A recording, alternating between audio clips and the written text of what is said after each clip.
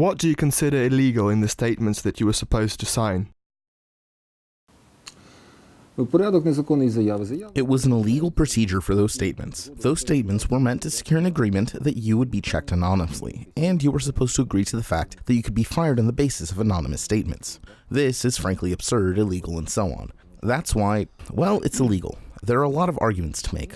Furthermore, the law states that these certifications would be managed by the Personnel Commission of the Office of the Prosecutor General. This office has yet to be created. Currently, the Prosecutor General's office is not literally called an office in Ukrainian. They created only the commissions. That is absolutely illegal. It's not in the law. Only the commissions have been created, which will decide people's fates. On one hand, it's just humiliating, and on the other, everyone who would be fired as a result of this certification process would have a legal basis on which to fight for a reinstatement in their position. They made a mistake. This is just an error in the law that can be fixed. But this sort of stubbornness, I talked about this, I think, 3 weeks ago. What problems stop your turbo regime from making changes to the law?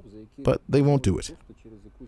There are a lot of questions directly about certification and the short time frames, and a lot of the questions are about the creation of the conditions, because of which an investigator or a prosecutor can fail these tests due to some simple mistake or ambiguity, regardless of how well and honestly they fulfilled their responsibilities, that they're getting results, and that there is no legal basis to dismiss them. That's the first thing. But there are a lot of violations. I first wrote the Prosecutor General a report in which I recorded at least 13 points that flagrantly violate the law. The Constitution shows that this reform isn't one, but is just window dressing, an illegal travesty, which will not lead anywhere.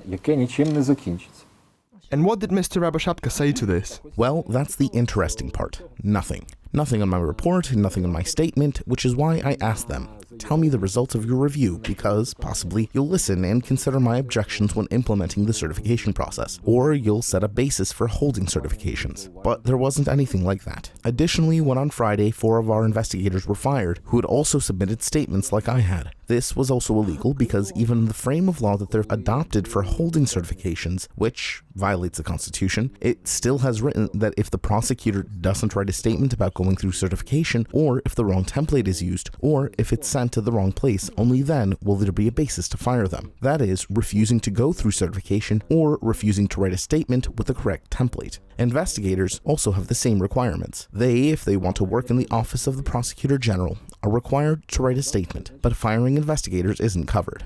That is, the lawmakers have decided that investigators who don't want to will be fired when the office is created. That is, they simply will not be transferred to the Office of the Prosecutor General. The logic of this was that the powers of investigators and the Prosecutor General would end anyway, in agreement with a transfer to the new Criminal Procedural Codex. Thus, there is no point to fire them now. Let them finish their work, let them transfer their cases, and then they can be fired. But the Prosecutor General decided differently. Do you remember when you wrote this statement, where you explained that these anonymous... On the 15th. Of October? Yes, on the last day. Did you meet Mr. Riaboshapka afterwards? There was a meeting on Friday when he fired these 4 employees. What did you talk about? I explained the illegality of this firing and about the fact that he's hurting concrete criminal cases, that is, they were fired illegally and without due cause. He pulled these investigators who were not subject to the law and prosecutors. Our lawmakers set the fact that from November 27, 2018, investigators in the prosecutor's office are not subject to this law. At the time, we worried about this. But now it's our shield from this dismissal. But someone told him or something, I don't know how he could have found it, but he found the fact that these were actually prosecutors and fired them. And I told him, are you kidding? That is, those investigators who were fired on Friday had open cases regarding criminal actions of Viktor Yanukovych's organization, about the usurpation of power by the previous president, about criminal organizations created in the commercial courts. I said, you're firing them illegally, you're interfering in investigations, and you're not even giving them the chance to transfer their cases. The order is written today, and then tomorrow you're fired, and without basis. How did your conversation with the Prosecutor General on October 18th end?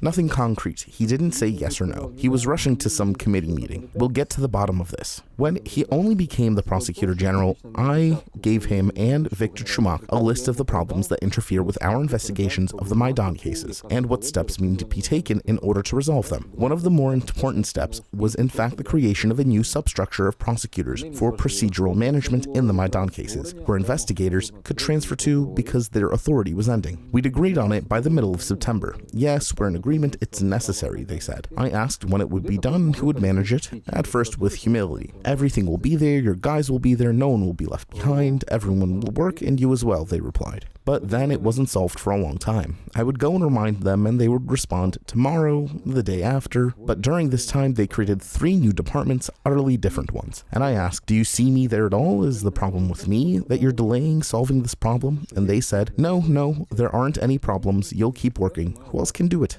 But at the same time, they're giving interviews to the press where Riaboshapka and Vitaly Kasko say that Horbatiuk wants to work in the SBI, the State Bureau of Investigations, while knowing that I want to work in the prosecutor's office. I understood this as a sign that they were trying to nudge me. Where did they get the information that you wanted to work in the State Bureau of Investigation? They should be asked this question. I didn't tell them anything like it. But look here, Mr. Horbatiuk. At the time of his first press conference, Prosecutor General Riaboshapka, deputies Kasko and Chumak were saying that Riaboshapka and Horbatiuk have a healthy working relationship. But that is not the case anymore. No. Well, yes, at the time, we all together had the question of repealing the illegal decisions of Yuri Lutsenko.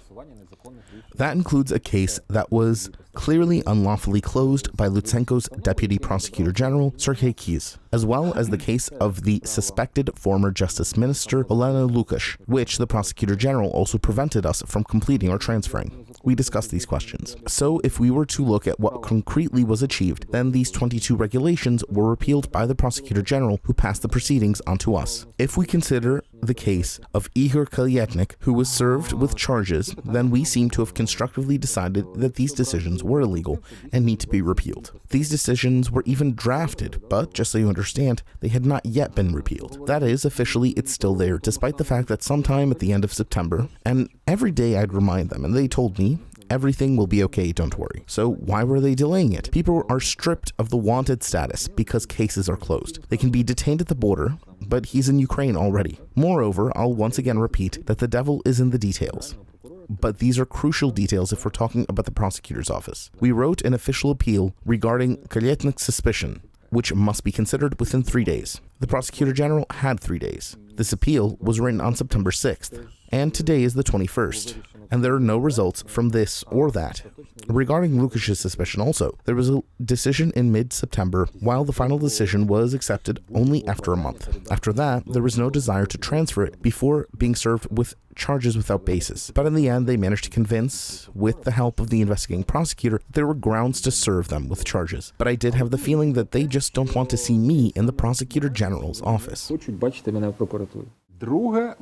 Secondly, they're really lying to the public with this reform.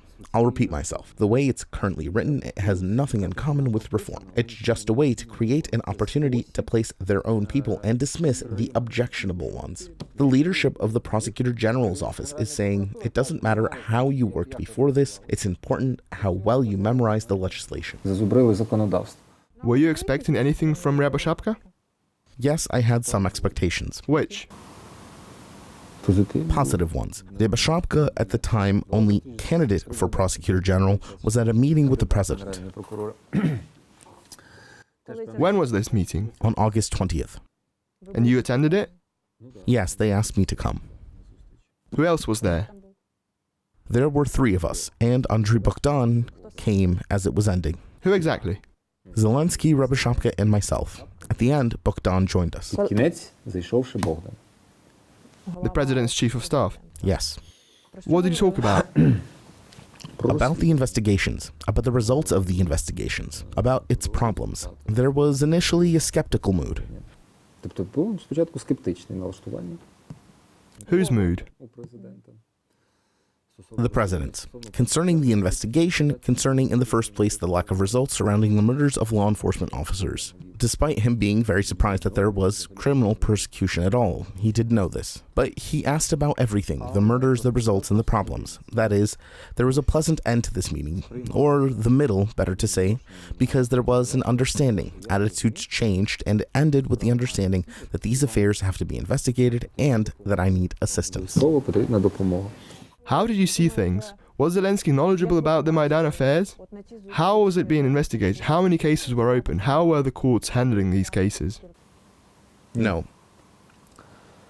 I think he had a view of our work that we're looking at one side, but that we didn't touch the fact that there were murdered law enforcement agents. It's not possible to investigate objectively the murder of one without investigating the murder of others in the same place. That wouldn't be objective under any circumstances. That's why under certain circumstances, there could be the murder of one person and the murder of another. These are signs, and there may be an unavoidable need for self-defense. You attacked me, I shot back in self-defense. If we investigate only one of those murders without knowing what was going on at the same time, then we have an unavoidable self-defense. I consider this to be one of our most important achievements, that we investigated this objectively. Will you be appealing your dismissal? Of course. When will you file the appeal? I'll prepare everything. I have 30 days to file an appeal in theory, but I want to do it as quickly as possible. I have cases to investigate. I will also file a criminal incident report. So say you're successful in your appeal at court. Do you think your future working relationship will be effective with the current Prosecutor General, with his deputies? Viktor Chumuk, for instance. I can have a healthy working relationship with anyone who works according to the law. I don't intend to baptize their kids or anything. At first you come and ask, saying, is there a violation of the law? Please don't do it, it's not worth it, it's an exceptional act of troublemaking. Then there's no reaction. Then you describe it on paper and pass it over. Then you register an official complaint and send it. No reaction. Then you write to the Assessment and Disciplinary Commission. No reaction. Then you file a criminal incident report stating that there are signs of crime, that you're not trying to merely scare someone. Then you turn to the media if there is an important case that is being crushed.